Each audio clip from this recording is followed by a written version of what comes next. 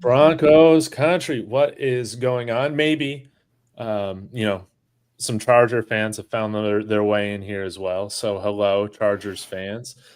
Today we have a very special episode. I'm joined, the trio is back together. I'm joined by Jeremy Otten as well as Marky Sports, and we're doing a draft exercise tonight. That is kind of the brainchild of Jeremy's. It's going to be a lot of fun. And I'll let him get to it. But y'all be sure to get in the chat, interact with us, like, subscribe, all those things. Everything. Yeah. But yeah, guys, thank you so much for checking in. Jeremy, why don't we just get right into it, man? What is this orange and blueprint you have concocted? Yeah, so I decided everybody's kind of locked in on what they want to do early. Actually, before I start, I want to just hold on a second. If you see, let's get some good sound here. Hear that? Yeah, that did sound good. What do we got? Oh, Mark, are you seeing this? Mark, this is for you, buddy. Let's go. Is that the new Nate Atkins root beer? Hell yeah. This is the IBC, which stands for Information for Broncos Country right here. I like that. Yeah. So we're toasting you, Nate Atkins. Let's go. Be nicer when you go to the vape store next time. How about that? Yeah, exactly. Be a little bit more nice. We won't make t-shirts. Oh, I forgot to put my t-shirt on. Oh, that's right. And I got I'll get the ginger ale for next time. Since you only have it on a plane, we can do it for a pod. Yeah. And I love that. Exactly. All right. So anyways, this was my idea.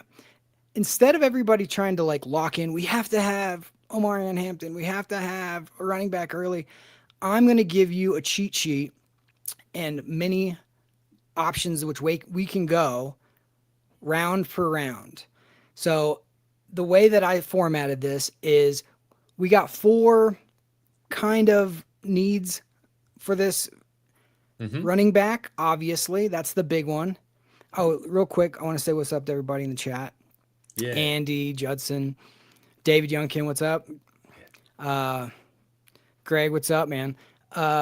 So the 5-ish needs I've kind of zeroed in on. Obviously, running back, tight end, wide receiver, defensive line, and then I did an other/BPA, depending on how the board falls. So I'm going to go through the first 4 rounds and give you the player that I think would be the best for that round, for that position, for that need. And then we're going to have a 5th, since we don't have a 5th round pick, I did a late day 3 category for each one of those. So we're going to go through about 25-ish players. And if we get this haul, if we get one from each category, no matter how we do it, I think we can win the draft and we can have an amazing haul here. So and I want to preface it by saying Ashton Genty, Tyler Warren, I left them off just because the chances of that happening are pretty slim.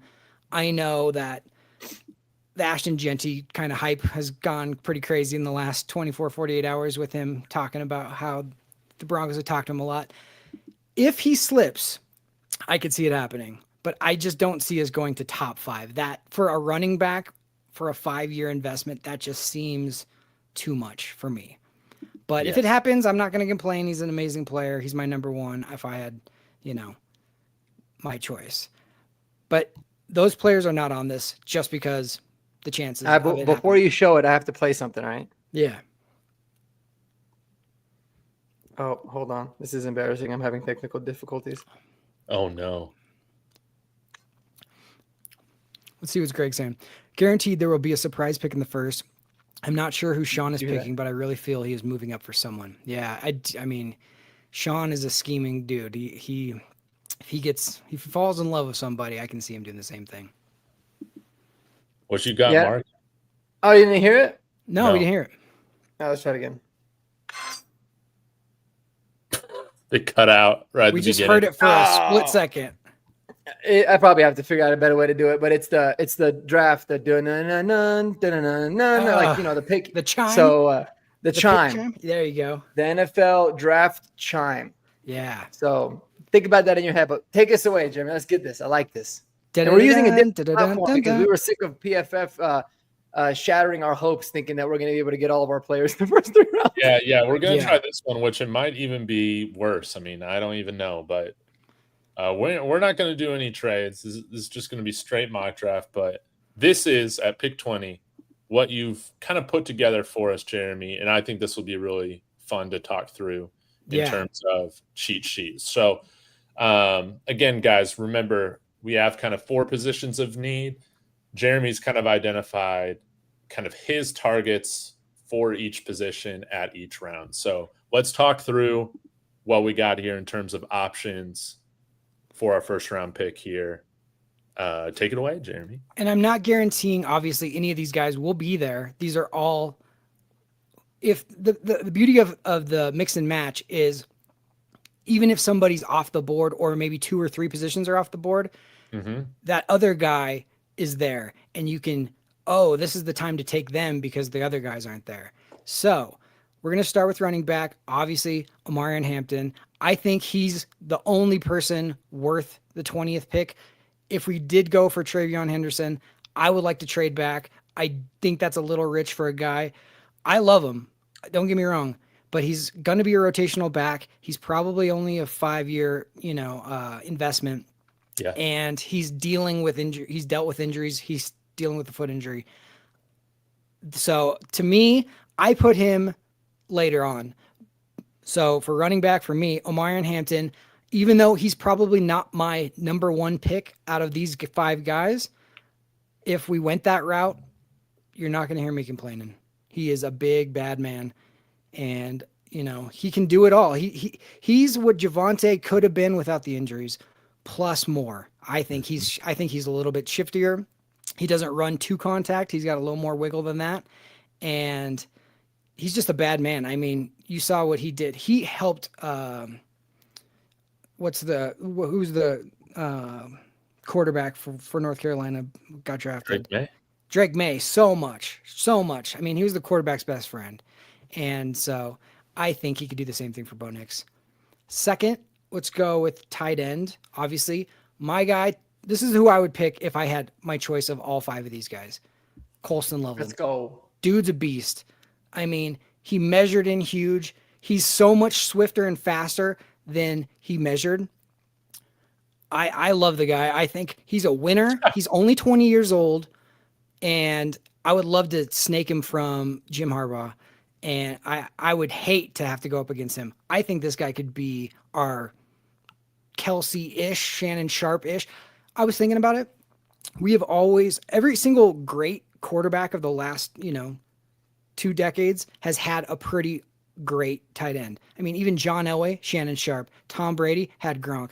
You had Jimmy Graham for Drew Brees. You had Patrick Mahomes has Kelsey. I mean, I think it's almost more important than the running back. Patrick Mahomes hasn't had a running back. Tom Brady didn't have a running back. But what did they do? What did they have? An amazing tight end. Colston Loveland would be a perfect fit, and he's a dog. I love the fact we need to get a little angrier, a little meaner on the offense. He's the guy. From Idaho. There you go. I mean, the man's somebody from Idaho on the squad. We probably have somebody from Idaho. I don't know, but we gotta. Not afraid to put his hand in the dirt. No, grow some not potatoes. Yeah, that's.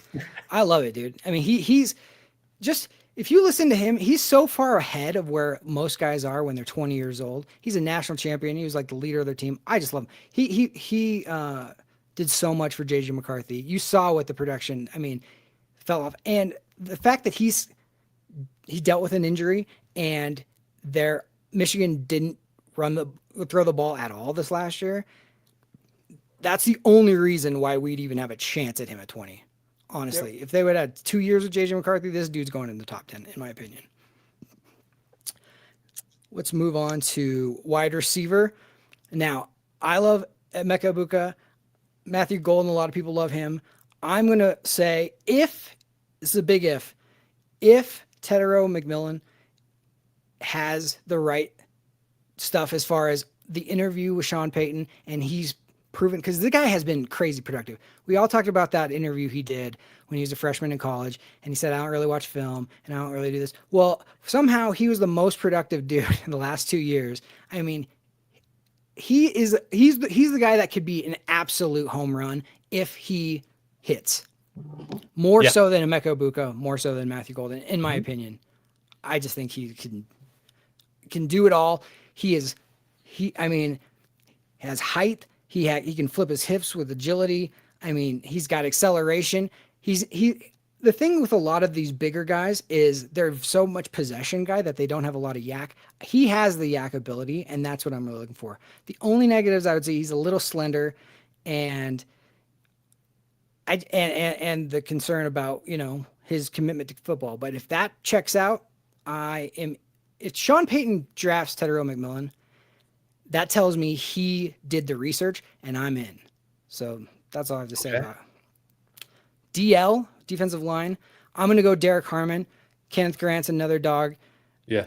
Derek Harmon, to me, when I see that the people who comped him were his comps most come back to Chris Jones, and Chris Jones is a guy that he's even said that's who I base my game off of and I look to.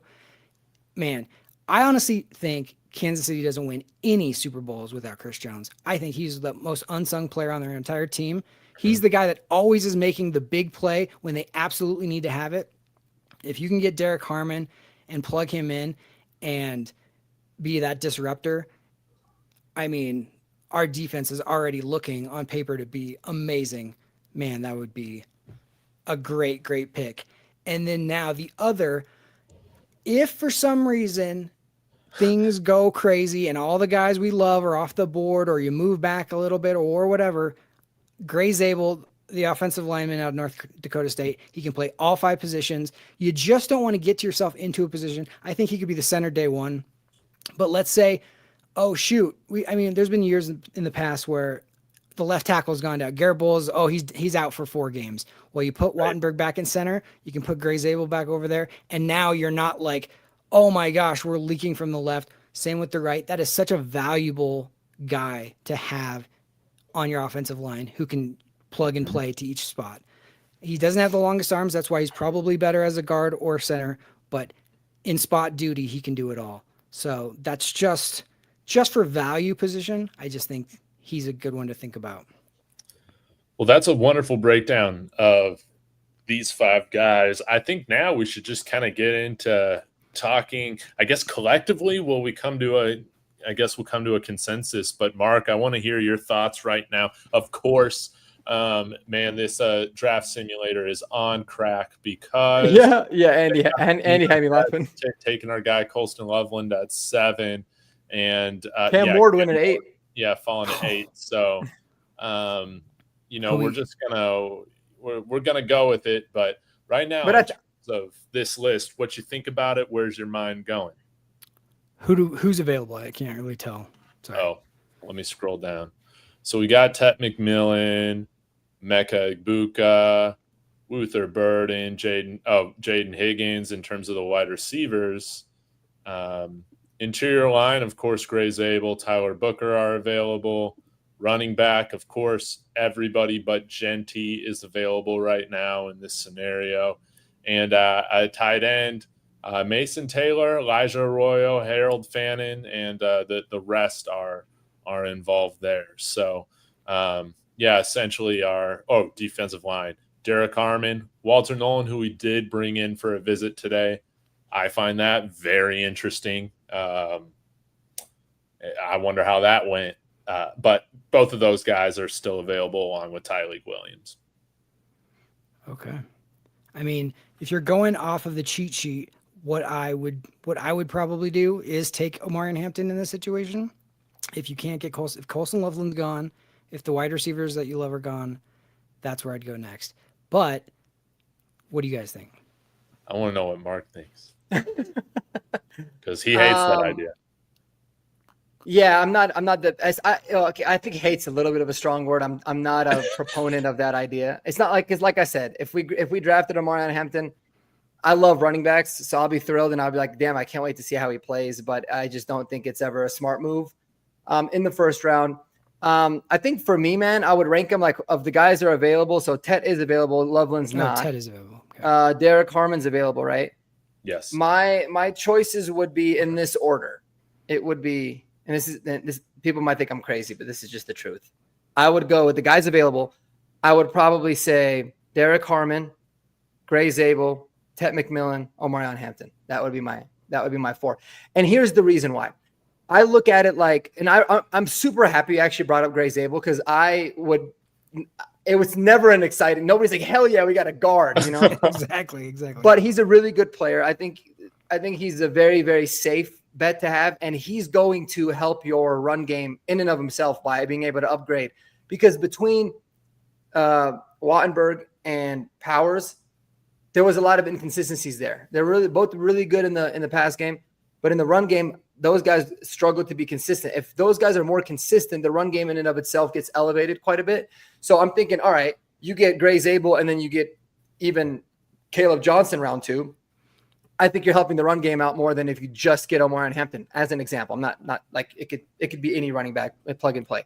Yeah. And then just like you said, the versatility, I think he's gonna have a really good chance of getting hit, like a big hit there. Derek Harmon, talked about him. I love him. I think he's a phenomenal fit. And then I'm just low on Tet McMillan because I didn't like the video and the stuff that came out. Now, just like you said, if Sean Payton talked to him and they're good with it, then I'm going to be super pumped. Like if we end up taking him, but I can only go based off like what I know. And I just didn't like the attitude and some of the things. And then you hear from others similar things about like his love for football. He kind of quit when he was being guarded by Travis Hunter, which is, understandable. And I think he might be slightly overrated overall as a prospect. To me, he's just one of those players that even though he makes plays, he's just frustrating to watch. Mm-hmm. Now, maybe I'm just judging him on a different scale because of how he's built physically compared to others, but I don't feel like he maximizes what's there.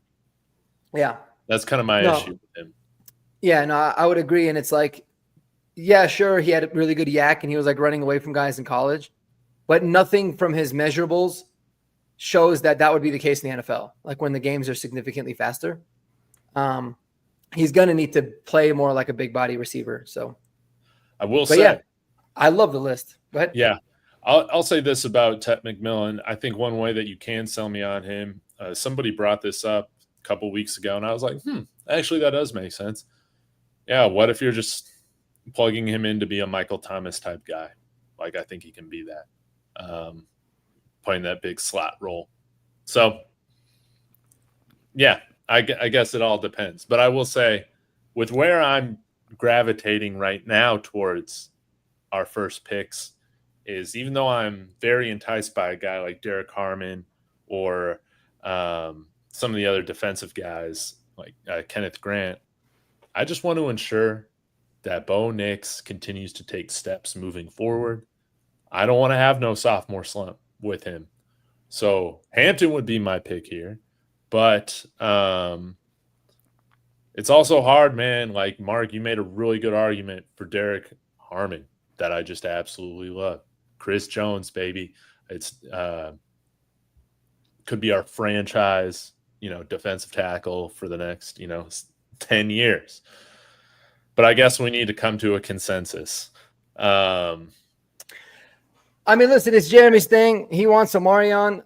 I'm good with it, and I'm curious. And I think we should take Omarion because this is kind of where I think about, like, this is why I really can't wait for the draft to happen. So like these questions can be answered. It's like, where do we believe the cutoff is for backs, like in terms of tiers, right? Yes. And then where do they how does the league view them? Because there's times where we think to yourselves, man, I don't think Judkins or Henderson will be available at 51. Therefore, making the Omarion Hampton pick makes sense because at least you're getting one of those top backs. But you could have teams that are like, they like Caleb Johnson more, or they like Cam Scadaba more, and then it pushes the other guys back, and then you're like, well, shit, now we could have gotten Harmon and Judkins, for example.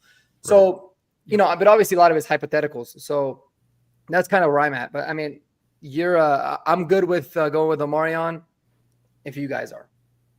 Yeah, I mean, for me, it's like you guys can decide. I'm fine with either way. The whole point of this is no matter which way we go, we have options later. We did our we did our running back 0 with Kodiak. So maybe we just go with Hampton and see how this plays out. All right, let's do it. Yeah, okay. Loveland got taken already by the Jets at 7. So yeah, it would be Loveland for me if he was there, personally. Yeah, I would agree with that. I think that would be a pretty easy consensus pick. All right, and now we're on our way to round 2. I guess I hit absolutely slow on here, so that's okay. I have plenty of stuff to talk about. Yeah, all right. So now this is where we're at here. We'll pull up the round 2 list. So that is Travion Henderson for running back, Mason Taylor at tight end, Jack Besh, TCU wide receiver, Darius Alexander at defensive line, and then also Jeremy, you had Carson Sweshinger. You know, we've talked about some of these guys probably at length throughout the offseason, but Jeremy, would love to hear your thoughts on, well, I guess kind of, or Mark too. Yeah, your thoughts on pretty much everybody but Travion. I feel like we've broken down Travion quite a bit. Yeah, and we just picked on Martin Hampton, so we can skip Travion for this. Mason Taylor, he's got the NFL pedigree. Obviously, his dad's Jason Taylor. There's a picture of him standing next to Jason Taylor, and he made Jason Taylor's, his dad's, look small. This guy is big. He hasn't grown into his body yet. I think you give him some time, he could be an absolute beast. It's a little bit of projection because he doesn't have as much production as some of these other guys, but if he's there in round 2 at 51, which there's a lot of buzz saying he could even slip into the first round, beginning of the second. So this could be one of those things where he's not there, but he's one of those guys that he's just the size, the pedigree, and he's got the long arms, big catch radius. I just love having like the tight end. And here's the thing about that. I love drafting guys who their parents were in the NFL, the Jonah Ellises, those kind of guys. Yes. They're going to walk into the locker room as professionals because they won't be these guys trying to figure things out. They won't need to understand what they should be putting in their body. What kind of food should we be eating? Should I get enough sleep? Should I be partying? These guys are going to be coached from up. Like that's why Pat Surtain was off and running from day one. Mm-hmm. Those guys are always just professionals. I mean, how many different, like the Watts and the Bosas and those kind of guys, when it's a family affair, they just are ready to go. So that's the one thing with him that I really, really like. Moving to wide receiver, Jack Besh. If you guys love Emeka Egbuka, Jack Besh is Emeka Egbuka B. You know, I think he's got the size. For Broncos fans, to me, he's got the hands of Ed McCaffrey and the legs of Eric Decker with a thicker frame. And if that doesn't excite you, I don't know what will, because this dude just catches everything. He's super swift with like his route running. I mean, this dude is a technician who catches everything. If you can give Bo a guy who's going to run a route and he's going to be there, he's going to block his butt off, he's going to do all the little things, that's Jack Besh. So to me, I love the guy. I mean, to me, there's not that big of a difference between Emeka Egbuka and Jack Besh. So take that for what it's worth. DL, Darius Alexander from Toledo. This dude, he's so explosive with his first step. He is one of those guys that the only reason I think he would even be in the second round is just because he's like a little bit older of a player. I think he's 24, going to be 25. Yes. And he's from a small school. So you just go, oh, I don't know. But man, this guy, he's the power, the violence, like he's a strong in the run defense and he can get after the quarterback. This is like, if you don't get Harmon, you don't get, Kenneth Grant, somebody like that, somebody on the line who is a mainstay. I think this guy could come in and be ready to go. And then my other category, Carson Sweshinger. This guy is getting so much hype lately, so I don't know if he's going to be there in the second round where we're drafting. But if he is, and they really want a guy to have some Dre Greenlaw like insurance. This dude is so instinctual. He's just a dog. And I just love the way he plays. He can kind of do everything.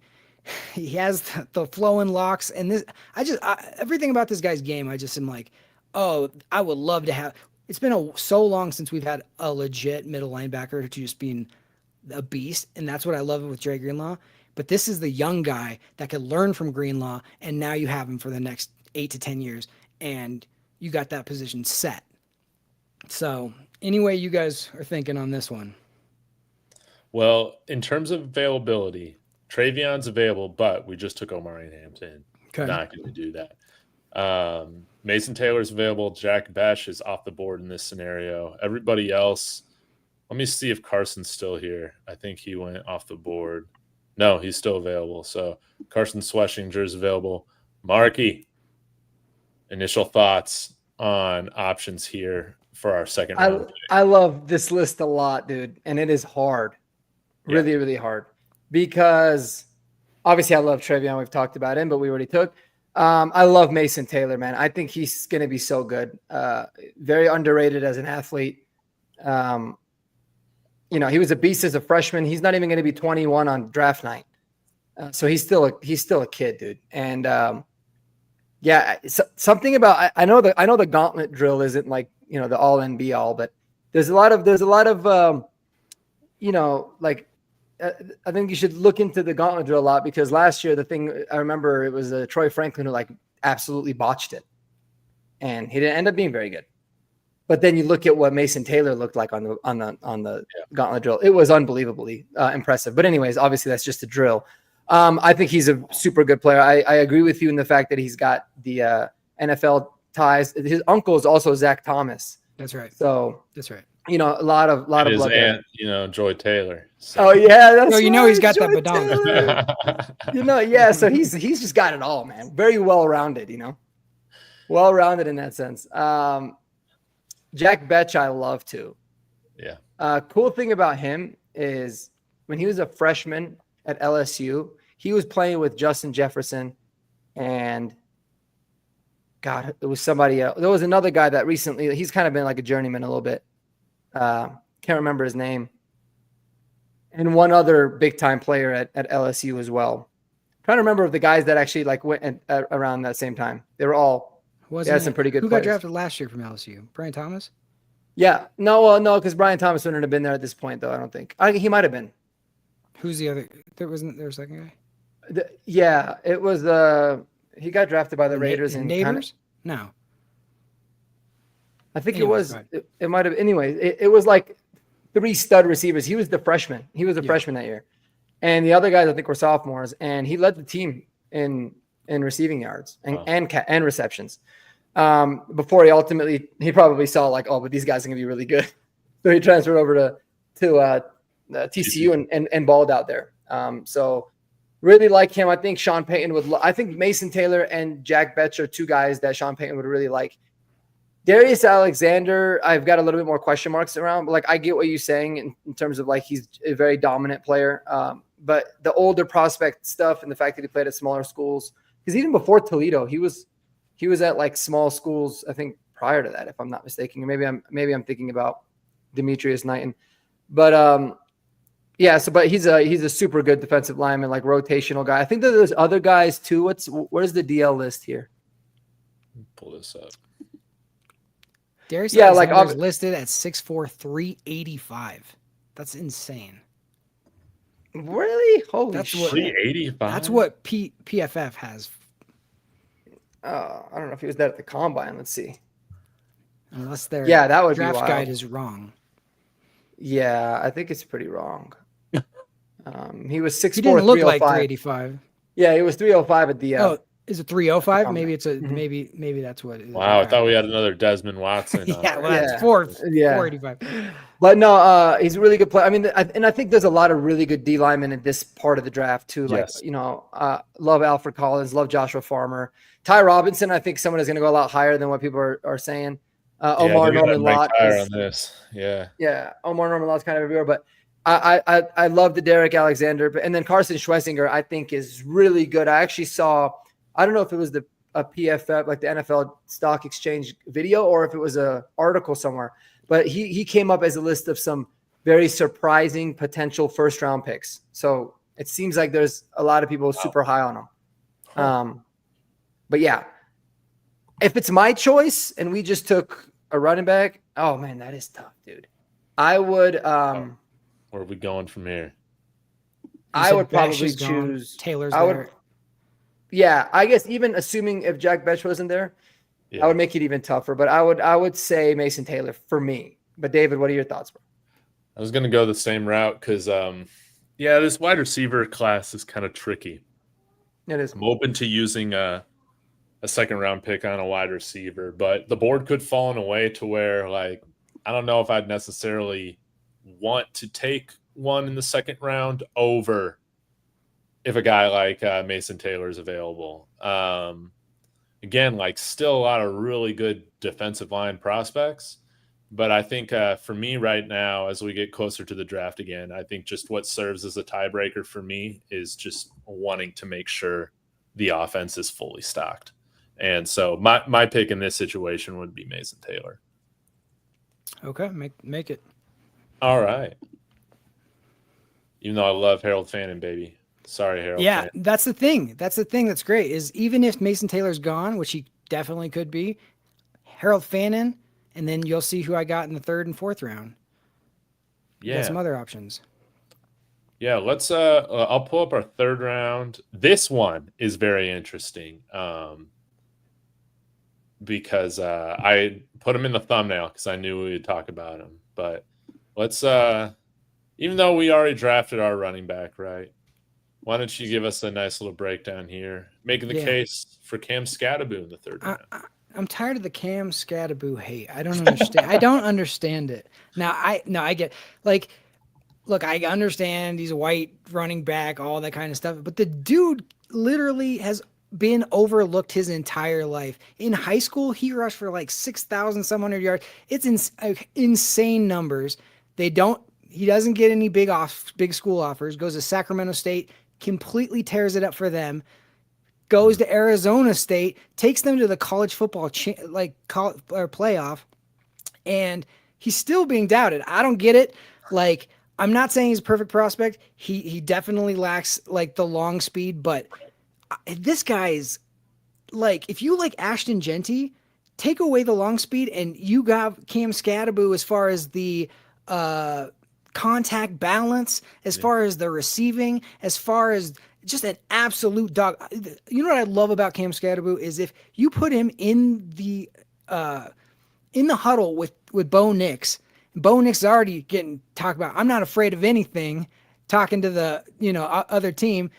Let people talk trash and then have Cam Skattebo out there. I love a guy that when it's 3rd and 1 or 4th down and you need to get that tough, angry yard, you got that guy. Those are the problems I have with the Travion Hendersons if you're putting all your eggs in that basket. Mm-hmm. I want a guy who can just get the dirty yards.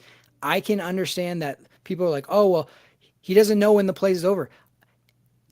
I'd much rather have to pull back on a guy than have to coach him up to be like angry. So that's all I have to say about Cam Skattebo. I'm not saying he's my top 3 running backs or anything like that. But if you can get him in the 3rd round and you haven't picked one yet, I'm taking him all day.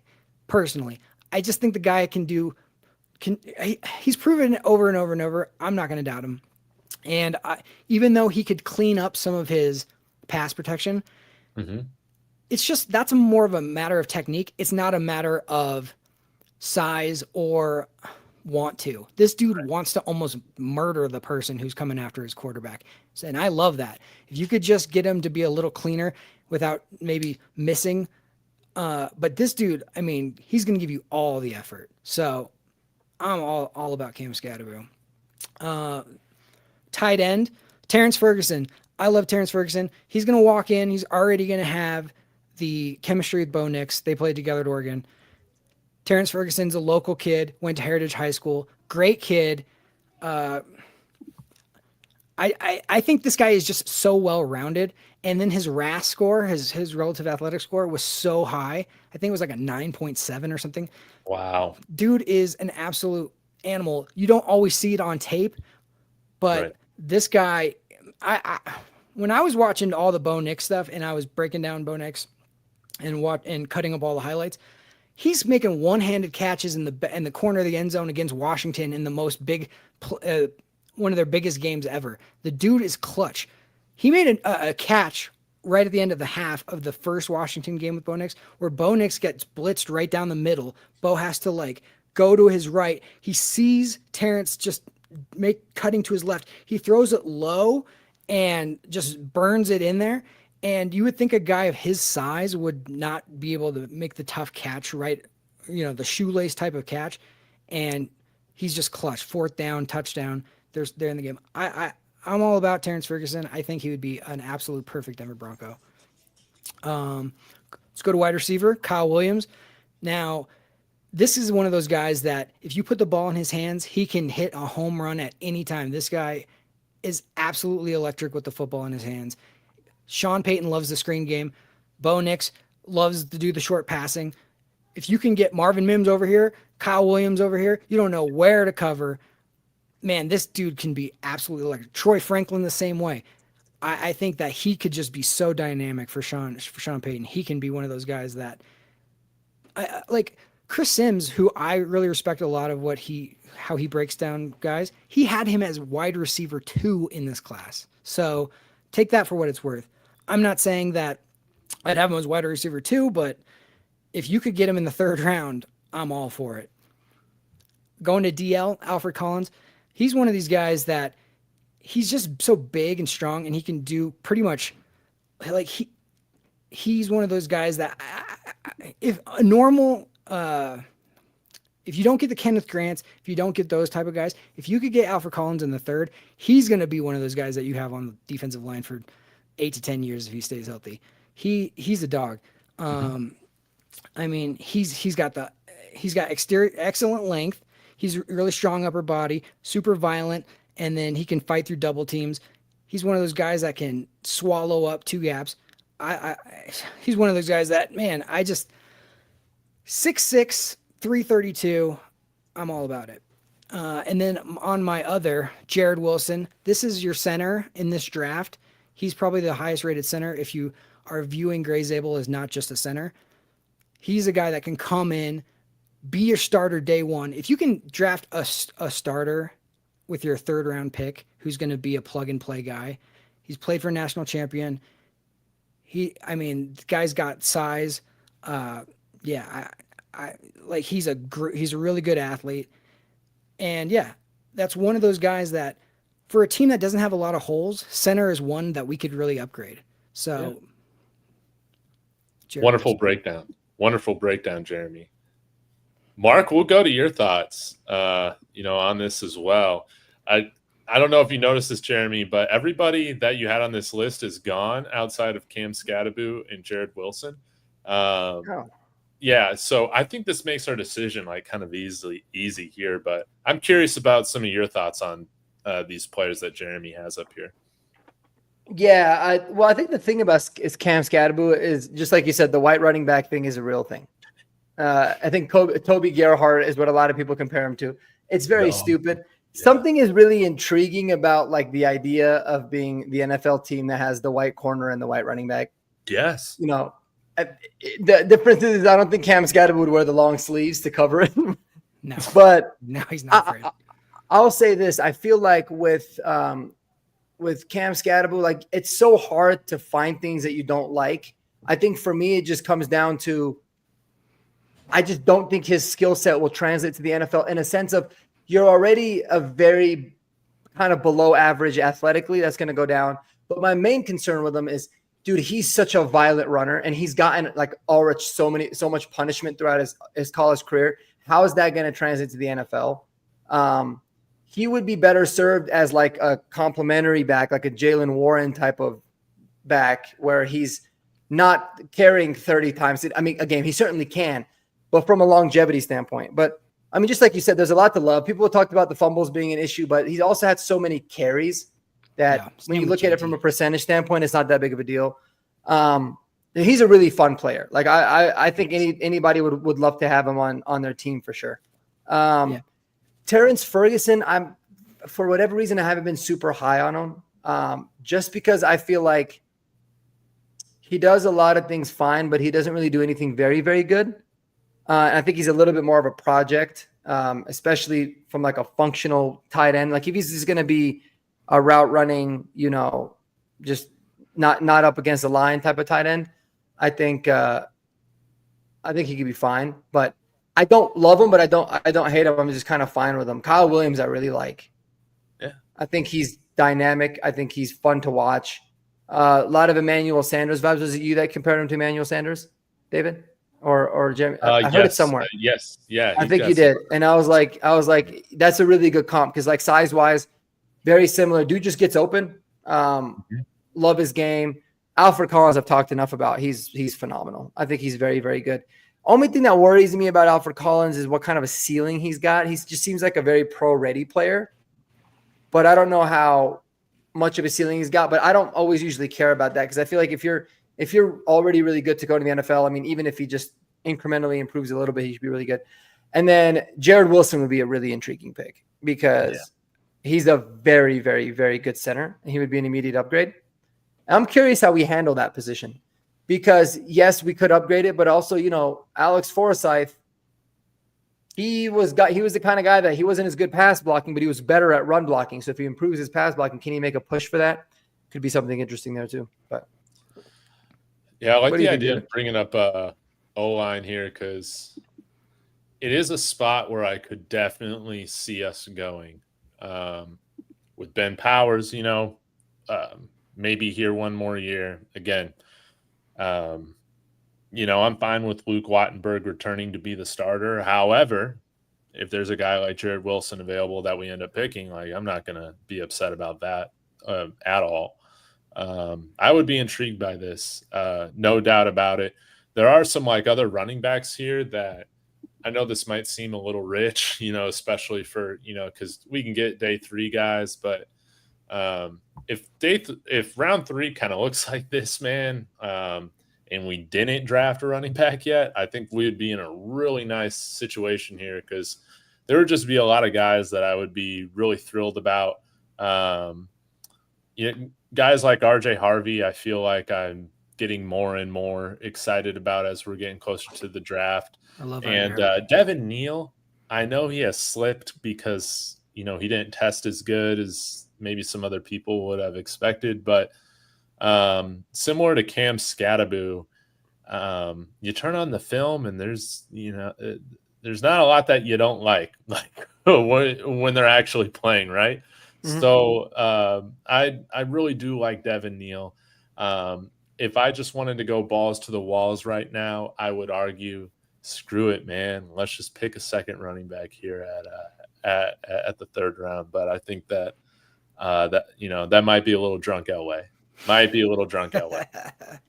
Not sure. Yeah. So, and I think this is what makes it interesting, right? Like you talk about how's the board gonna look in the 2nd or in the 3rd round, right? Because in real life, if these guys were available, you'd look at the Omarion Hampton pick and maybe you'd feel a little bit different about it, right? But then again, if none of these guys were there, you're like, oh shit, thank God, thank God we got the guy and we're good. So. And that was the whole point of this exercise is all the people who are like, we have to get a running back. Just take a look at what's available in the 3rd and 4th rounds. Mm-hmm. You're going to get guys that are still going to be there. Most likely. I mean, who knows? There could be a crazy run on running back and you didn't take one in the 1st round and now you're like kicking yourself. But this is such a deep class that for tight end, for running back, for the needs that we need, this is a great draft for us because honestly, I could see us, if we traded back and acquired another pick or 2, I could see us getting 2 running backs and 2 tight ends in this draft. Like I would. This is the year to do it. So I'm all about it. Whatever you guys feel like. Well, of course I want to know what y'all think, but I would prefer to stick with the blueprint list. And so I think that means, man, we go with Jared Wilson. What do you guys think? You said Alfred Collins is not available? Yeah, he's gone. So it's Jared Wilson or Cam Scattaboo? Yeah, and you got to go Jared Wilson. Piss people off by going Cam Scattaboo. It would be fun, though. I had him in my thumbnail. I'm sorry. I lied to you guys again. my thumbnails. Okay, so now we're moving towards 122, and yeah, like this is going to be very interesting when the draft happens, because I almost feel like this is kind of around a cutoff point for like kind of different tiers of guys, like on defensive line. You could talk about maybe a wide receiver falling there or whatever. But yeah, let's talk about this list right now, Jeremy. All right. Yeah. Round 4, yeah, like you just talked about, Devin Neal. Oh yeah. The fact that he didn't test the best, he could. Some people are like, Cecil Lammey loves him. He's like, I would take him in the 3rd round, and then other people are like, he's a 5th or 6th rounder. All I know is if you watched him play against CU, he was a one-man wrecking crew, and he's a bad man. I love his vision. He's tough to bring down. I mean, he might not have the long speed either, but I just like the way this guy plays football. Tight end, if that's still a need, Gunnar Helm, another local guy, went to Cherry Creek High School. He's got the size, 6'5", 258. I mean, just a big, strong dude. He could get better at the blocking, but look what a frame to work with. Yes. And his after the catch ability for a guy of that size is outstanding. Huge target for Bo. If you don't have a tight end in this part of the draft and he's available, I would recommend Gunnar Helm. Let's see who else we got. The sweet name too, bro. Gunnar is such a good tight end name. Gunnar Helm, Gunnar at the helm, dude. Like Gunnar at the helm. Yeah. Bo to Gunnar. That's so sick. Yeah, it's solid. Solid. Wide receiver. Here's one of those guys that nobody even heard about a month ago, and now people are like, "Oh crap, who's this guy?" Isaac Tesla from Arkansas. This guy's frame is just, I think he's 6'4", 218, something like that. Just big. Doesn't have the production that you would expect, but man, what a frame, what a ball of clay to work with. This guy's athletic, and he is in the mold of Sean Payton of what he likes as at a wide receiver. Just those tall, like mobile guys. He will make you forget all about little Jordan Humphrey. I just think this guy, it could be one of those gems if whoever picks him, and if you develop him the right way, I think he can be one of those Puka Nacua, Cooper Kupp, where'd this guy come from type of players. So really love him. JJ Pegues, he's one of those guys that I don't understand why he's being mocked so low. This guy, he is. Is that how you say it? Is that how you say his name? That's how I've heard it said. Okay. Pegues. Yeah. Pegues sounds phenomenal. I love that. I just didn't know. Pegues is the way that they said it on Chris Sims' show when he broke down the DLs. That's how they pronounced it. So I didn't know how to pronounce it either. But dude's super versatile, elite quickness, change of direction. Like he pops the offensive lineman at first contact, and just, man, this guy, I think if I'm not, he had like, I think he played I don't know if he played running back or he had like 7 touchdowns as like a ball carrier. Like he had I think like over 20 carries or something like that. It was actually crazy. They had like these packages for him to run the ball. Yeah, that's what I'm talking about. I can look it up right here. And 300 and something pound. Now, who knows? This has been wrong before, but PFF has him on here 6'2", 389, which that seems way too high. But they keep messing that middle digit. It's 309. Yeah. Is it 3? Oh, is it 3? Okay, 309. But still, I mean, for a guy that size to be carrying the football and you trust him to do that, that tells you how athletic this person is. Yes. And just how explosive he has to be. Like, can you imagine handing it to a 310-pound back and being like, go get that yard or go get that, at the goal line? They say he gained a first down or scored a touchdown on 18 of his 21 rushing attempts. That's ridiculous. Yeah. It's insane. Yes. So please. Cam Scatterbo and all these guys. Just get yeah, exactly. Here's what I want for Bo Nix. I want chain movers. So if you have to get it as your defensive lineman as your chain mover, I'll take it. It doesn't matter. Get him wherever you can get him. So I just think this guy is being underrated. I don't know. I think he's better than maybe he goes higher than everybody else is saying. But Killer Shrine Bowl. He had a killer Shrine Bowl. No, showed up. And then on my other, Jacob Parrish, the cornerback from Kansas State. This kid, I really like him. He is just great top speed, acceleration, really fluid, fast footwork. He's got strong body control. And yeah, I just think if you can add depth to a premier position as cornerback, even though I love Riley Moss and where we're at, I mean, it's smart to do. If you don't love any of the other guys right now, but Jacob Parrish is still there, dude, that's a good pick for me. So take it away. Yeah, in terms of the guys that we got available right now, I think it would be Devin Neal, Isaac Tesla, JJ Pegues.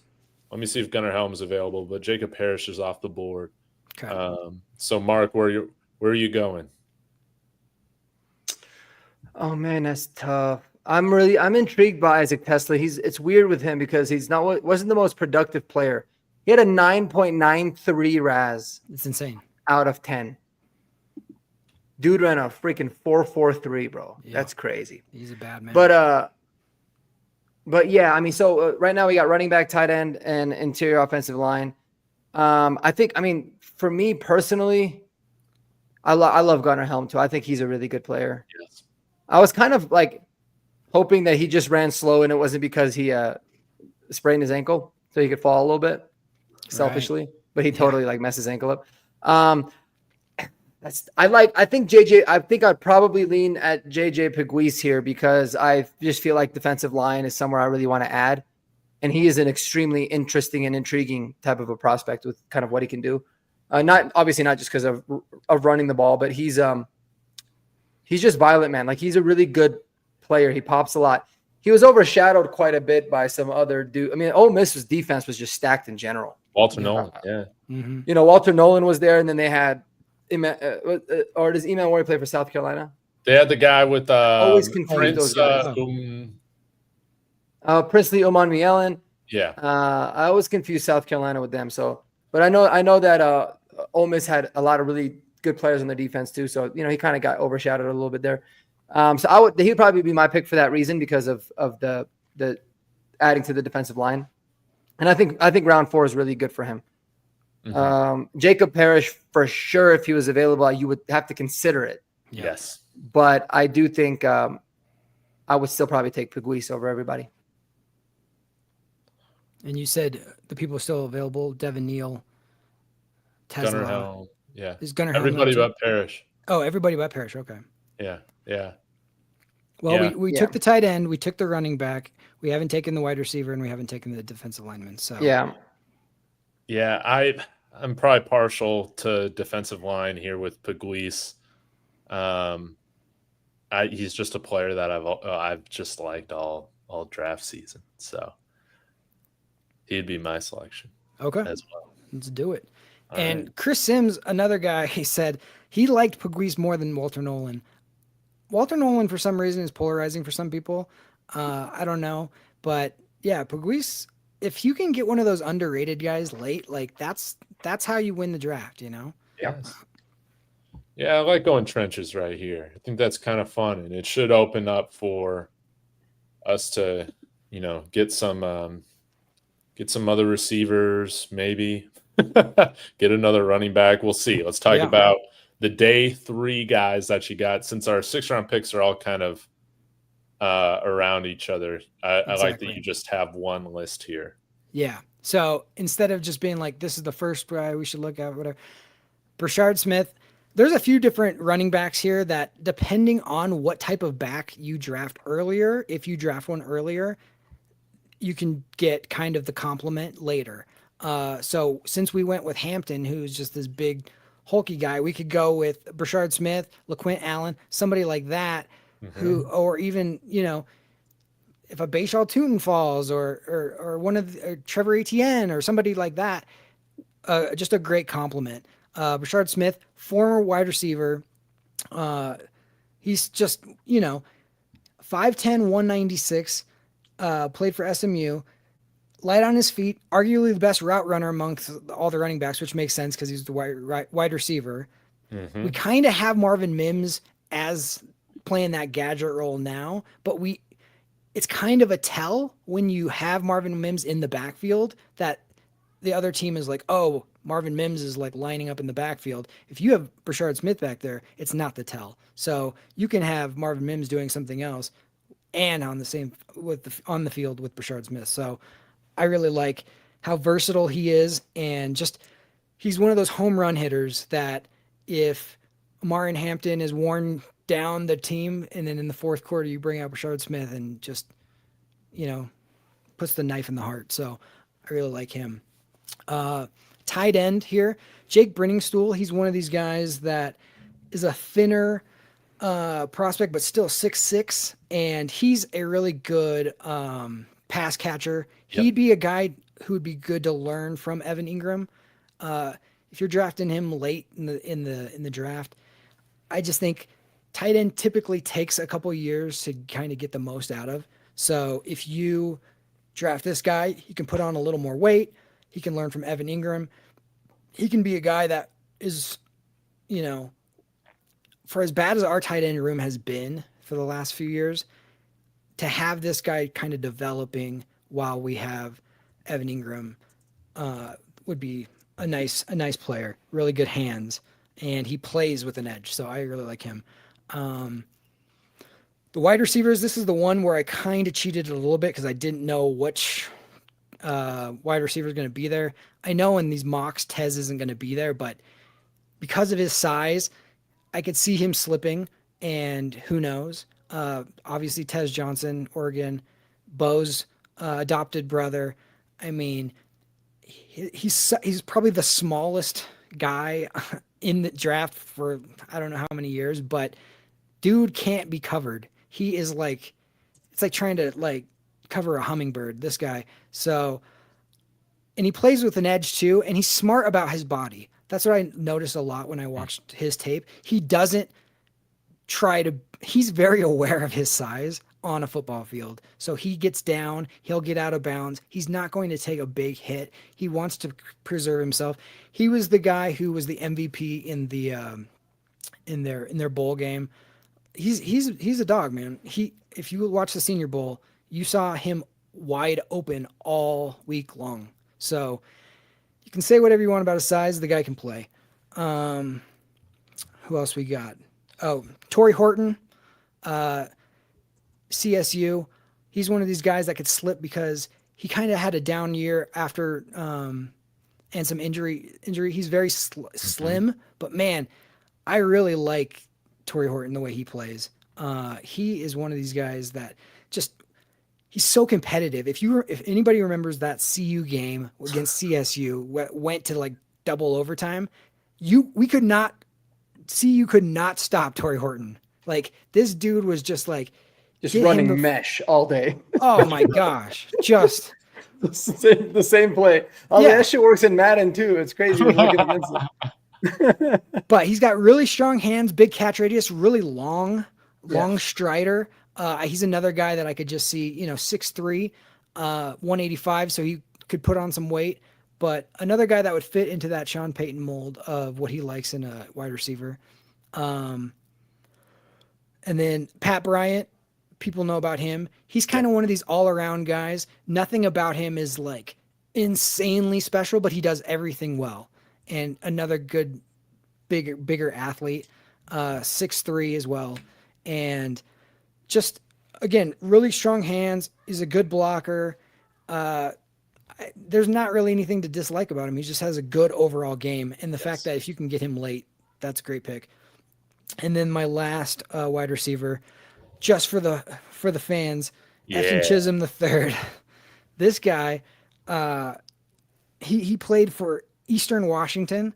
He's one of these guys that when you watch his tape, it looks like he's playing against like sixth graders, like how much better than he is of everybody else. So it's kind of hard to project like how's this guy going to be. But every year in the NFL, there's always a guy, whether it's Vele or whoever else, that comes in from a small school who dominated at another level, the Wes Welkers, all these other people, and then you just see him and you go, oh my gosh, this guy's uncoverable here too. If he's there late and you want to roll the dice on a guy, Efton Chisholm's Cooper Kupp he's a bad man. Was from Eastern Washington. So, exactly. Yeah, let's helmet scout it. That's right. Next Cooper Kupp. Exactly. Defensive line, Zeke Biggers from Georgia Tech. 6'5", 321, like just a massive frame. It's hard to move him. Really good arm length. He's got, just strong instincts and awareness to track the ball and, just a reliable motor and effort. This is one of those real value picks on the DL that if you haven't got one yet and he's there, you feel so fortunate that you are able to still improve your defensive line this late in the draft. And then my other for here, Upton Stout. He's a cornerback from Western Kentucky. Okay. This dude is one of those real small little guys. He's super feisty, but he will come up and tackle. He will blitz the quarterback, and he's a dog. And for a little guy like that, the guy reminds me of so much Darren Williams. I mean, rest in peace. But the same type of mentality, the same type of like little frame guy where you're just like, this guy shouldn't be here. And then but he's just the best football player, but he's just born in a body that happened to be small. So Upton Stout, if you can get him late, I think you just improved your room a lot. And he's one of those guys that is going to set the tone in the defensive backfield. So I like him as well. Dude, I love it, man. Thank you so much for breaking those guys down, Jeremy.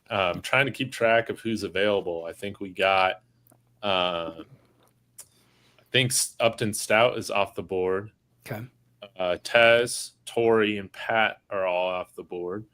But Efton Chisholm and Jake Brenningstool and Zeke Bridgers are all available. So Brashard Smith as well. So we'll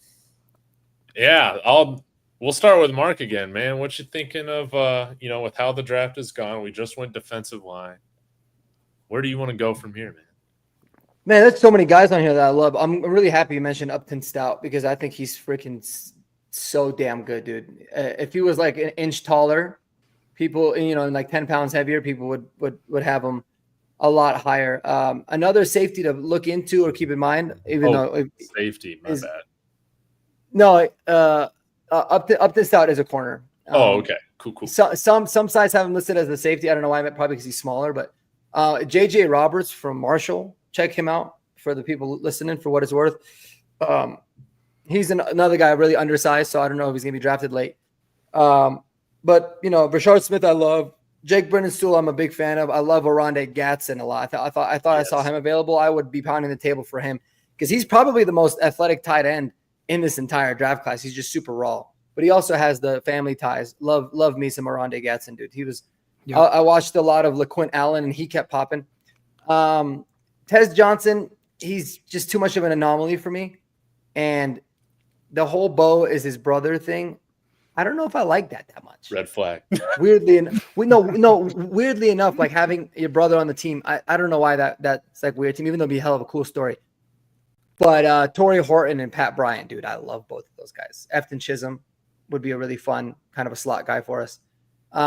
Is Zeke Biggers available? Yes, he is. Ooh, there's a lot of beef there, man. He would be a good one. Who else? Brenningstool, right? Yeah, Brenningstool is available. Yeah. Tez, Torrey, Pat are all gone. Yeah. And Brashard is Efton Chisholm available? Yes, he is.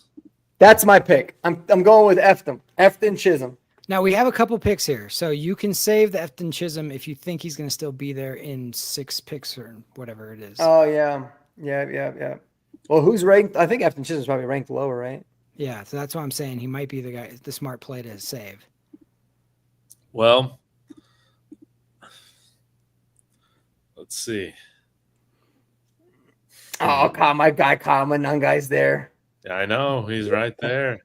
No, And have to go. The reason why I didn't add Kyle Monangai and I did Brashard Smith is because I knew you were going to talk about him. And so I was like, I'll let Mark talk about him. Not going to take his thunder. Dude, Lan Larison's available. What are we doing? Yeah, Lan Larison's another dude that I thought about putting on there. Damn. Dude, There's a lot of guys. There's some good options late. Man. Dude, well, Isaac Tesla is also available in this. So he would count. Shoot. All right. Well, if it was me, I would take him. Well, this is your thing. I'll go with Isaac Tesla. Yeah, I mean, there's going to be other guys, unless you really, really want Efton Chisholm in a like the next couple. No. I mean, yeah, I didn't even think about like guys that you had listed in prior drafts. If Isaac Tesla's there, for sure, take him. And Tesla is not going to be there most likely, but like some of these different mock sites, they are a little slow. And like I said, a month ago, nobody knew who Isaac Tesla was until he tested, and then people were like, "Oh my gosh, who's this guy?" And then they went back and looked at the tape, and then they were like, okay, this guy was 400th and now he's 100 and he's 109, you know, it's just like one of those guys. Yeah. So. Let's see. Well, wide receiver, I don't think we ever took one, did we? No, we just took Tesla. Oh, we just took Tesla. Okay. Yeah, but is Chisholm off the board? I doubt it. I mean, or I guess he even went before 191. Oh, was he off the board already? Okay. Yeah, he was off the board already. Sorry. Okay. Well, it's all right. Oh, no, you're good. It worked out. We got Tesla. And then, so how about the D line? Dude, still so many D linemen, man. Cam Horsley's not going to be there at 229, dude. That would be crazy. No. Yeah, Zeke Biggers right there. Yeah, there you go. I mean, at this point in the draft, if you have some guys that you've circled as like, oh, I still like this guy, you feel great. You keep trading back too. Maybe you get some more of those late round picks. I like the late round guys. And I've heard, are we getting two compensatory picks for Javonte? One for Javonte and one for Riley Dixon. That's what I heard in the 7th round. Are you serious? I think next year though. Is that next year? I think so. Are they? I guess they're going to be 7th rounders. Yeah, that's what I heard, that they were 7th rounders, which means like why would they tell us a year out? So I don't know if that's we're definitely not getting one this year. I remember hearing something about it. Maybe it's like they thought that they could have, but it doesn't. I'm not seeing anything. I just heard about it like this morning or yesterday or something like that. So, oh yeah, the Broncos are currently on the board for 2 2026 7th round picks. Okay, so there you go. Yeah. So is there something we could do to lose that? I don't think so, because unless we sign people in free agency, but I don't. But I think it's after a certain date. Yeah. It doesn't count towards it. Then we'll sign J.K. Dobbins. That's how this draft is turning out right now. It's probably why a lot of teams are waiting on these guys. Yeah. Yeah. Because they don't want to screw up their comp picks. Let me pull this back up again. So yeah, we could go Zeke Biggers. We could go. Brenningstool should still be available. Yeah. And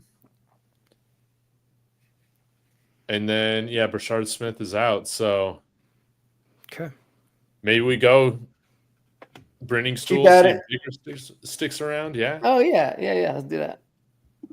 All right. And that'd be kind of cool. Yeah, end up with all these guys that were on the list. I think would be a nice accomplishment.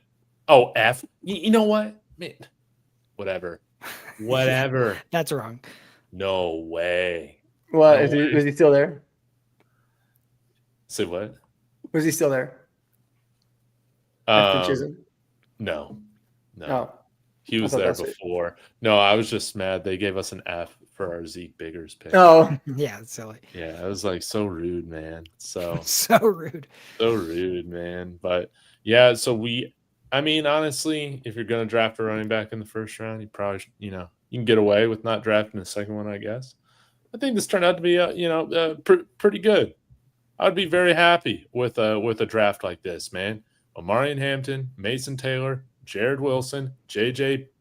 Pigwees, Isaac Tesla, Jake Brenningstool, and Zeke Biggers, man. cover all the main positions and hopefully find some 6th-round gems. Exactly. And now that we've explained all the players, let's restart it up. We'll make sure we don't pick Martin Hampton first and mix it up, and we'll see how the board falls with the same type of formula where you're not locked in doing that running back first. Okay. Let's save the running back for later. All right. Yeah. Let's have some fun with this. I'll do the speed. Yeah, speed it up to fast. Yeah, fast. Yeah, gotta find trading. it fast.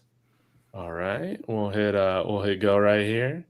And Genty, fell way too far. And here we are. Yeah, I think Cam Ward went 7th. So let me pull up the list again. So not Omar and Hampton. So we'll go with Colston Loveland, Tetaroa McMillan, Derek Harmon, or Gray Is Zabel. Loveland available? Let me see. No, he's not. Matthew Golden would have to be the actual pick, but going off of this, we'll go. Derek Harmon's available, and I'm sure Gray Zabel's still around. So, and I'm fine with Kenneth Grant. I mean, to me, it was Kenneth Grant and Derek Harmon were like 1A, 1B. I had to pick one. You guys had talked about Kenneth Grant so much, and other people like Kenneth Grant. So I went Derek Harmon, but I am 100% fine going Kenneth Grant. I mean, in real life, I just wanted to talk about. Let's do. I mean, my choice would be Derek Harmon here. I think that'd be fun. Let's do it. Okay. All right. So then we'll pull up the second round. And a guy like Travion could be available. We go with him, or did he go off the board? He is available. That would be a lot of fun. Wide receiver, you still, oh my God, you still got Jaden Higgins and Jack Besh available. This could be an interesting. This could be an interesting discussion. Oh man, this is Mark against himself.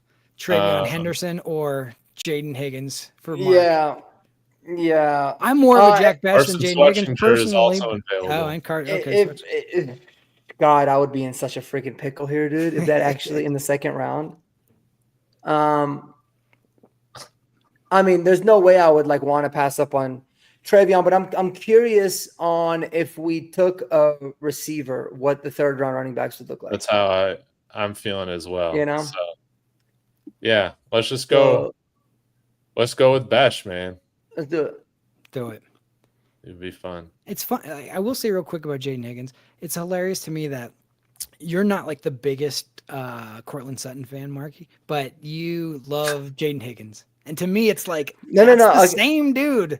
Yeah, I can appreciate that. Here's where they're different. First of all, Jaden Higgins obviously younger, a lot more athletic. He doesn't cost us $25 million a year. Yeah. And he is a better athlete and more dynamic than Sutton is. And he doesn't drop the ball. Because of the injury. If you go back and watch Cortland Sutton in college, and then you watch, I loved it, and I was thrilled when we took him in the second round. Yeah, and then you watch Jaden Higgins tape back to back.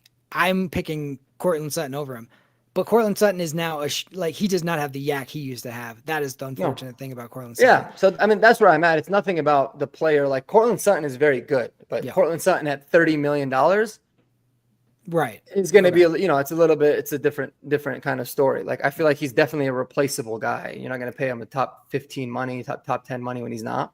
I hear you. But I think he's a lot more dynamic still than Cortland was coming out. But Cortland got really good too, man. He improved a lot from, rookie year to he was about to hit his stride and he tore his ACL. I know. It was a bummer. That really sucked. Yeah.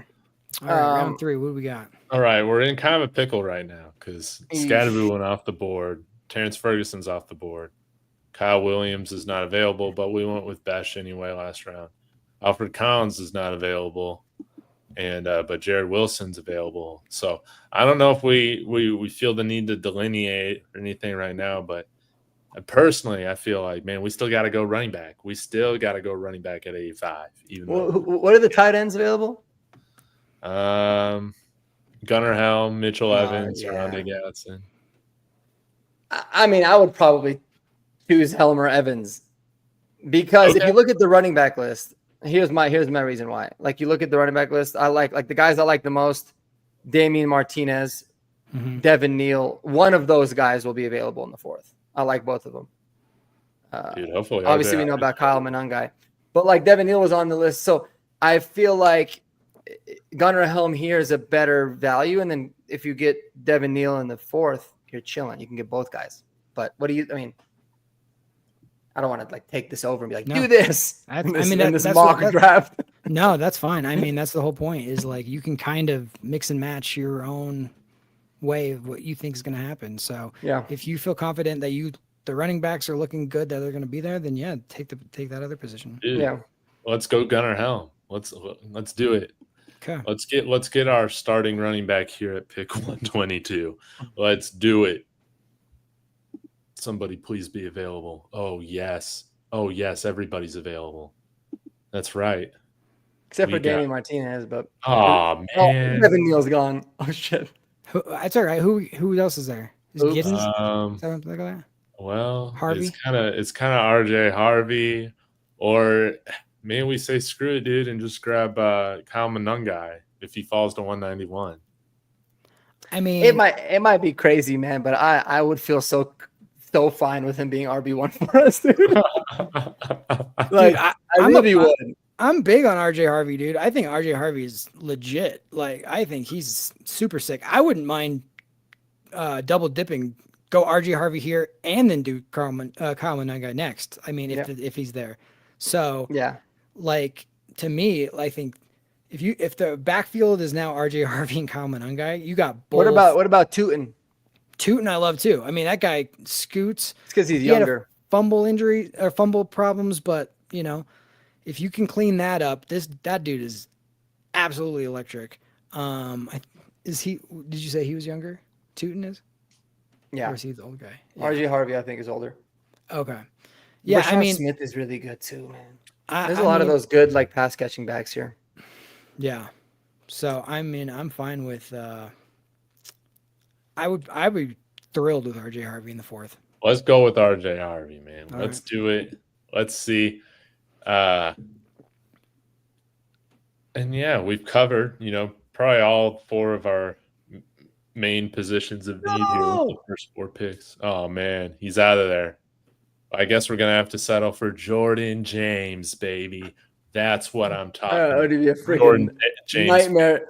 Eli Bet said A- draft. I think now it went down to a solid C+. No, I'm just kidding. Oh man. Well, let's see what we got. Pat Bryant is still available in this scenario, which is fun. He's kind of we already drafted Jack Bash. There's not really a point to picking him.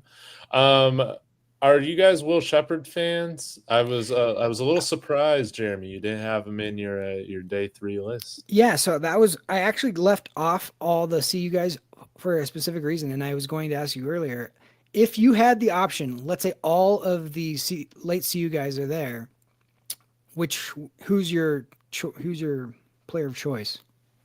Will Shepherd. For sure. Yeah, because he can play on special teams, he can tackle. Again, I like my wide receivers big and fast, and he's big and fast. Yeah. Yeah, because he's solid, man. Yeah, I mean, because I've heard people, it's kind of pick your flavor, Yeah. Jimmy Horn, a dog, and there's a lot to like about all 3 of those guys. So yeah, no, I'm fine with any of them. But I didn't do that specifically because I was gonna. You're the CU guy. I wanted to let you. Make your selection. Probably where I'd rank him for the Broncos would be Will Shepherd, then LeJontay Wester, then Jimmy. Okay. I worry about Jimmy's durability. Dude's always hurt. He's always got something going on. Yeah, Wester, he just gets open, man. Mm-hmm. But he's going to be just a designated slot guy. Mm-hmm. Okay. So I like it. I'm good with wherever you guys want to go here. I like Ricky White a lot too. Dude. If you want like the best special teams player in the draft, he might be it. And he can get open. Yeah, let me see who else we got on the defensive line. Pugliese is still available. Elijah Roberts. Oh yeah, he's not going to be there in the 4th. God, that's crazy. He would be like you sprint. You sprint that up. A lot of mocks have Pugliese in the 6th, which it's like, come on, what are you doing? No, that's crazy. Dude, you never know, man. Dude, where are these guys taken, man? Where these guys are falling 40 spots below? That's what's so weird about this draft. This draft is so wide open on like it's all in the, it doesn't seem like there's a big difference between the guy from 50 to 125. It could be literally, you could pick anybody in there and make your case. So, yeah, another thing too, like, and you never know with these guys' medicals. I mean, there's always that one guy every year or a couple guys that always fall. Mm-hmm. And then they're like, oh, it's because of medicals. It's like, they don't release any of that beforehand. Yeah. Oh, you forgot to list punter. Oh, yeah. I did. James Burnham, the Australian guy. Give me an Australian lefty. Oh, man. Oh, wow. That would mess up some returners for real. That's what what's his name seems to like. Our special teams coach? Rizzi, yeah, Darren Rizzi.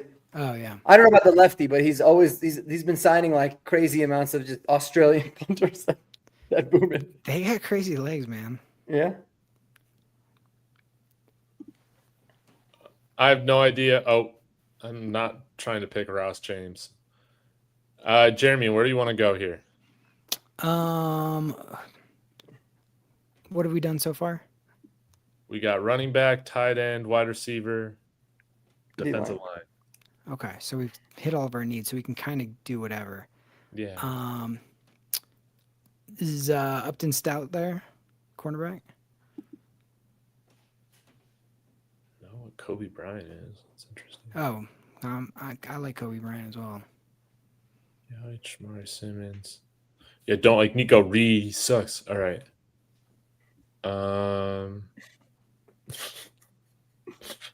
Yeah, who we got safety? Whoops. There's your boy Hunter Wohler. Yeah, I like Hunter Wohler. Remember, what's his face coached him and recruited him? Our secondary coach, what's his name? Jim Leonard.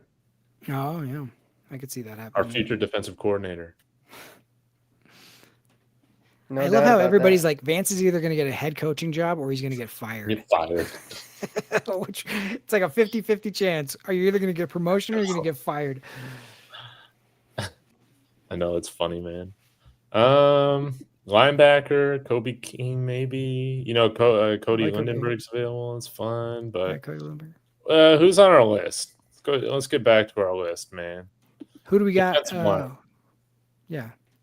Yeah, you just want to go with Pegues? Oh, if he's there, yeah, I would say take Pegues. That'll be fun. Insane not to. And then, Pat Bryant was still available. Trevor Etienne. You guys want to go with another running back of some sort? With Quint Allen, Lan Larson. I think if we had RJ Harvey, you got to look at either Taj Brooks, Khalil Mullins, or Jordan James. Yeah, I'd be down with one of that too. What's his name? Bolt Costa had a good video. I think he put it out today about his top running backs. He had Khalil Mullins was pretty high on him. I think he was at like a 13, but he said some pretty good things about him. So might go back and check out the Michigan guy. But yeah, a little more of a bruiser. And Jordan James, he for his frame, that guy's shrugs off. I mean, he's a good runner, dude. I like Jordan James. Yeah, I do too. Underrated. And again, he would have chemistry as well. I'm going to pound the table for Jordan James. Do it. All right. Thank you. I finally get a mock with Jordan James in here. Last pick. Pat Bryant's still available. Kobe Hudson, Ricky White still on the board. Interior line, we completely forgot about that. Jake Majors, Luke Kandra, Connor Colby, all still available. Jake Majors started every single game for Texas the last 4 years. I mean, he lacks some of the size that you want, but the guy is just a good football player, and he's a backstop at the center position for you if anything happens to Wattenberg, or he's going to challenge Wattenberg day one. So I wouldn't mind him either. I say cool. Let's go with it. We'll wrap it up here. All A's and B's. There you go. Yeah, hell yeah. We did much better the second time around, man. But hey, man, we the first round we got Omarion Hampton. We got. I mean, I like the first one more. I don't even care what the grades say. Like that was a sick draft. Like yeah, they were giving us Fs, but I liked it too. Yeah, I mean, just because I mean you're picking one of their lower ranked guys like Zeke Bigger's late, but other than that, I mean, and he's not even going to be there most likely. But both of these drafts. That's the whole point of this exercise was. Don't freak out if we're not picking the position that you want in the round you want, because this is a deep draft. It's not a super like heavy draft in the first round, I would say. Yeah. But it's deep. So yeah, and there's a lot. It's strange because there's a lot of guys that like some teams might have a second round grade on, and another team has like a 7th round grade on, just because it's like, what are you looking for? You know. Yeah. There's a lot of those guys, especially in the running back position. It's crazy. Like if you're looking for a quick, fast, elusive guy, there's a shitload of them. If you're looking for more bruisers, they're a little bit more fewer and far between. But it's like, what do you want? You know. Mm-hmm. I like it. Yep. Oh no, Jeremy disappeared. Sorry. Well, man, Jeremy, I just love the fact that you put this together. I think that this was a really cool exercise. James giving you props for it. Everybody in the chat, man, thank you for being involved. Shout out again to Bo Casa. Y'all go subscribe to him, the One Chargers fan on YouTube. Show him some love. Come on. He's like, I want to be shout out to Chargers fan, dude. Can you? Yeah. Are you sure you just don't want to become Broncos Casa? Yeah, you want. I think he low key does. Yeah. He wants to bolt the bolts, I think is what is happening. He's one of those Chargers fans, and I love it. Like, you know, you go to the Chargers game, he's got his LaDainian Tomlinson jersey on, and then if the Broncos win, he just takes it off. He's got Peyton Manning underneath or something. He's like, what do you mean? This is my theme the whole time. Yeah. No, my brother-in-law goes to that game every single year because they live in Southern California, and it's a home game every single time. He has all his friends come. They're all Broncos fans, and it's just like, oh man, that I love the fact that we have we have 2 home games against the Chargers, so it's nice. It is nice. Incredible, man. They didn't work for us last year though. Whooped our ass. Oh yeah, man, they swept us. Yeah, I think it's gonna change. Freaking Harbaugh. Yeah, give me Colston Loveland and have him like the young Jedi beat the master and Jim Harbaugh. That's right. Let's right. Go. Yeah, Jim Harbaugh is weird. Here's the question: if we have an option of Colston Loveland or Kenneth Grant, both Michigan guys, at 20, and you have Jim Harbaugh at 22, how hilarious would it be if we picked one of the two and then Pittsburgh, like if we pick Colston Loveland and then Pittsburgh picks Kenneth Grant and he gets neither one, that would be delicious. That would be delicious. Be amazing. But now it seems like, man, Rodgers is done playing football. Thank God. So. Oh, is that what he said? The rumors are now. Deciding. Yeah, he's been offended by the way the Jets treated him, and he only wants to play for a true contender. Pittsburgh's not a true contender. No way. No. I mean, true contender is? That's what I'm saying. There's no true contender that needs a quarterback. Well, right. Yeah, that's the whole point. Is like, no, yeah, you needed a quarterback to be a true contender. So, I'm telling you, the best thing that happened for the Steelers is that who's even their quarterback right now? Do they even have it? Mason. I mean, what's that dude? Mason, whatever his name is gone. Is it Mason Rudolph? Yeah, no, Mason Rudolph went to the Titans. Who is this third guy? The best thing that they can do is whoever the hell's on the roster now, start them and actually lose enough games to pick high and then get your franchise guy. You cannot keep picking in the 20s and expect, without a franchise quarterback and expect to do anything. It's wild to me.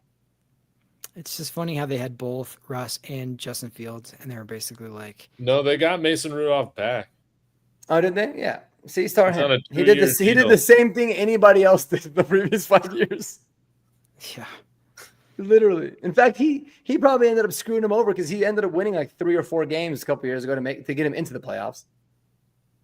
Yeah. I mean, they've gone through Kenny Pickett, Russell Wilson, Justin Fields, and now they're back to Mason Rudolph. Back at it. That's how it works.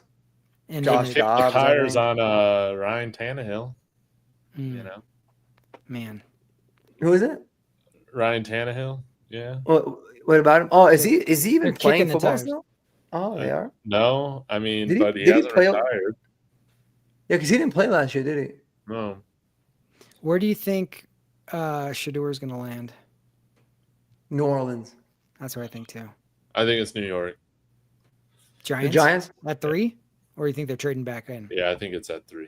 Oh. That's me. I would love that. Yeah.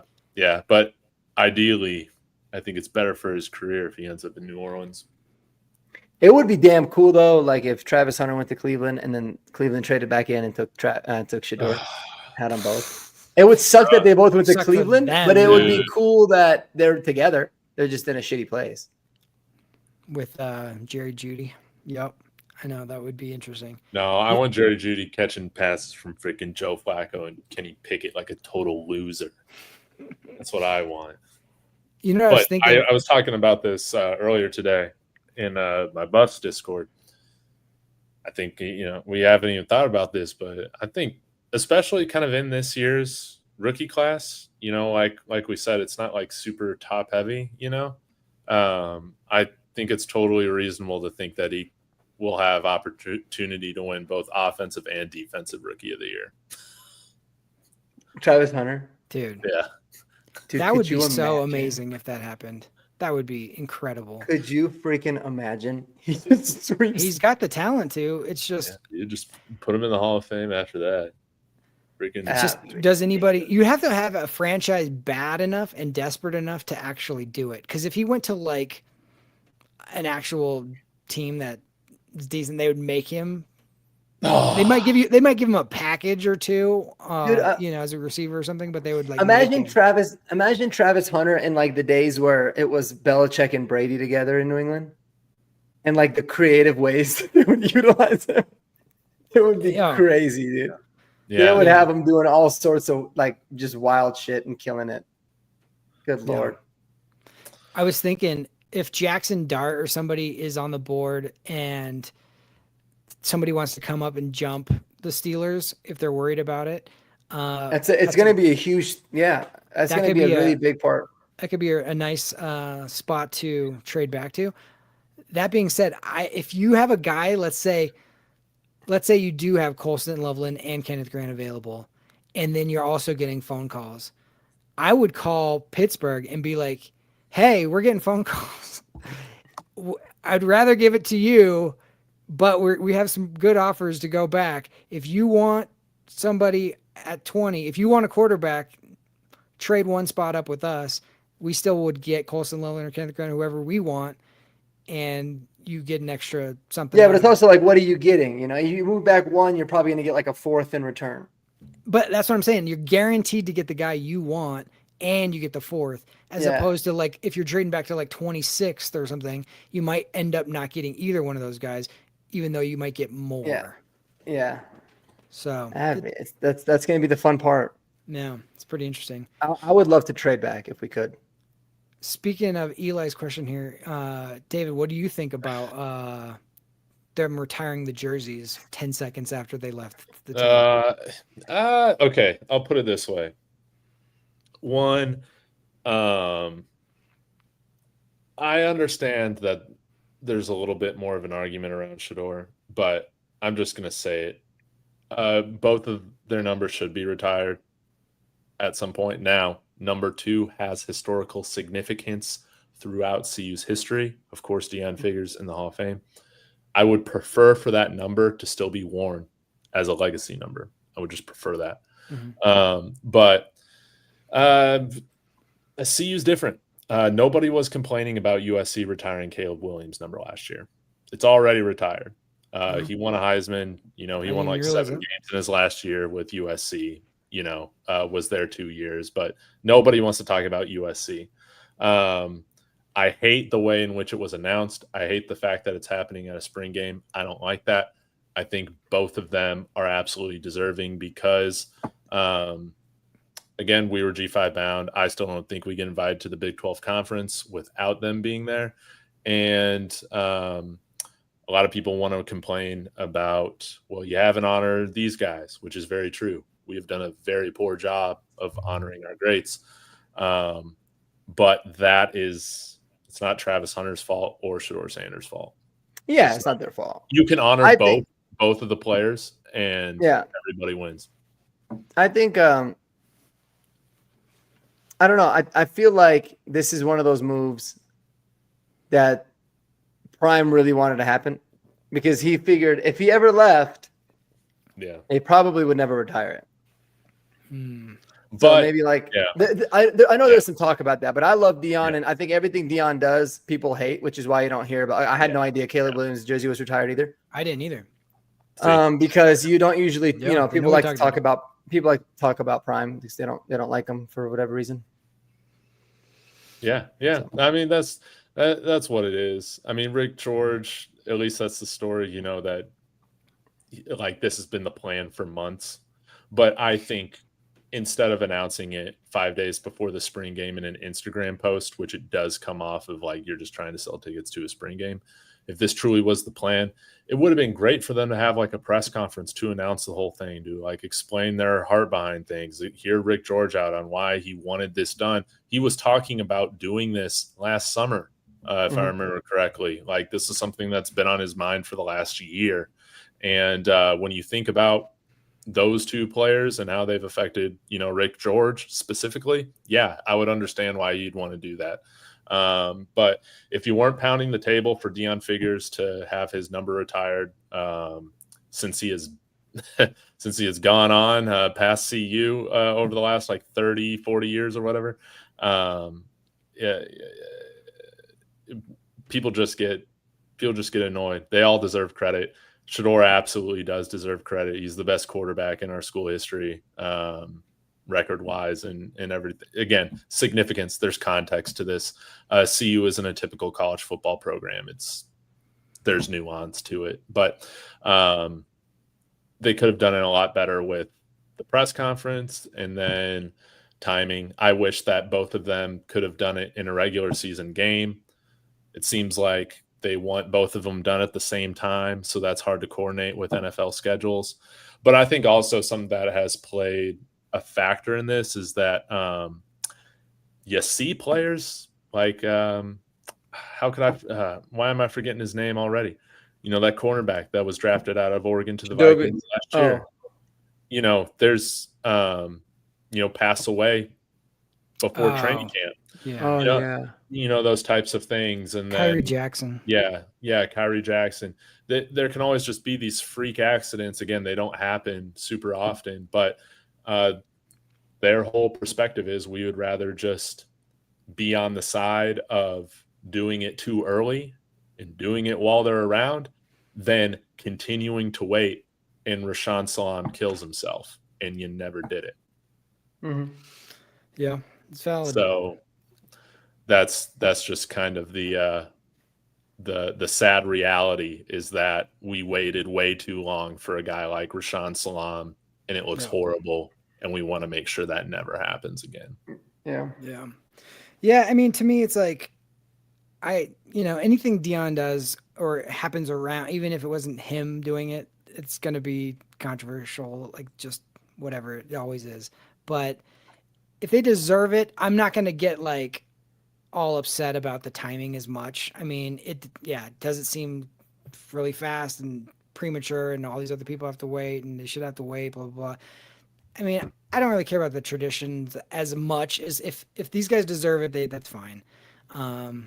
But it is interesting. Anything that happens again, or I don't know if it was Deion was like, hey, I want to make sure this gets done or whatever, but Colorado, they were like a non-factor 100% before. And they can, Deion Sanders, Travis Hunter, and Shedeur Sanders completely revived a program that was on life support. And just for that alone, I'm not going to complain about any of that. So that's interesting. One other question I had for you guys. I know that you had certain thoughts, Mark. I'm interested to hear your guys' take. The Ashton Genty letter to the teams about drafting me. How do you feel about it? because a lot of people were like, "Get this guy immediately." I thought it was really douchey. Yeah. I personally was just like, okay, whatever. Yeah, this is what a guy that comes off as like second place Heisman vote energy. Yeah, I feel like it was such an agent play too. Yeah, totally. But like, dude, if I opened it up, I'd be like, okay, thanks, Ashton. Like, we didn't know you were the best freaking running back in this draft. Like, yeah, it's almost like why are you dropping Saquon Barkley's name, man? Don't you want to be better than Saquon Barkley? Yeah, Saquon. Who was even drafted by the Eagles? So it goes against your whole like, pick me so I can leave after my rookie contract and go to the Super Bowl somewhere else. This is it. You know what it is? He's like, everybody in their mom is mocking him. It's number 6 to the Raiders. He's like, I need somebody to come up and get me. Yeah. Come and get me. Anybody. For the love of God, I don't want to go to Vegas. For the love of God, I will bend heaven and earth for you. Just let me not go to the Raiders. I don't know. I don't need. It was just unnecessary to me. It's like, what are we doing? It just seemed like an agent. I don't know what. It was so cringe, man. It was so cringe. Yeah, he's down on my board. I don't want any of my Broncos doing cringe stuff, man. The only thing I'm cool with that's cringe is smoking root beer vapes. Let's go. Drinking. Yeah, especially you got to do whatever we can to stay away from that guard that left Georgia. I forgot his name even now. I'll never forget Clay Webb. Just I'm gonna make an entire dedicated video on him. Unbelievably epic. Shooting Clay. Unbelievable. Into a Powerade. Yeah, no, Stifler, man. That's who that's. Even though that happened like 6 years ago, and I'm like, yeah, who knows? I don't care if it happened 20 years ago. Well, I'm just saying, like, yeah, I don't really care about that Bill Cosby stuff. I'm just saying, like, never drink it. That's a long time. That's a long time ago. I've done some stupid crap when I was like in high school. So yeah, we've all done Bill Cosby stuff. No, not that. Oh, my bad. Yeah, but I'm not saying that excuses anything. I'm just saying like he might not be anywhere near that person anymore. Who knows? But that's a pretty crazy story. That was wild. Yeah, it is. Yeah. It is. Guys, I'm so sorry. No, I'm about to fall asleep. I'm so tired. Oh yeah, I was literally about man. So I'm gonna shut this thing down, but let's be sure, Jeremy, Mark, to get together after the draft concludes, so we can break this whole thing down. Yeah. No doubt about it. This is exciting times. 1 week away. And chat, Eli, Pineapple, Breeze, Bolt Casa, Bronco Casa, Big E, I mean, Cody, everybody in here, thank you so much for engaging with us. Yeah, 1 week left, baby. And then, we can finally get to hyping up these guys for 4 months. Cannot wait. So smash that like, subscribe. Mark, did you make 1,000 subs yet? Nah, man. 977. Let's go get Mark 1,000. Let's go. I need 3 assholes to not be like assholes. Go over there and subscribe to Marcky Sports. In the description, his channel's tag. Come on now.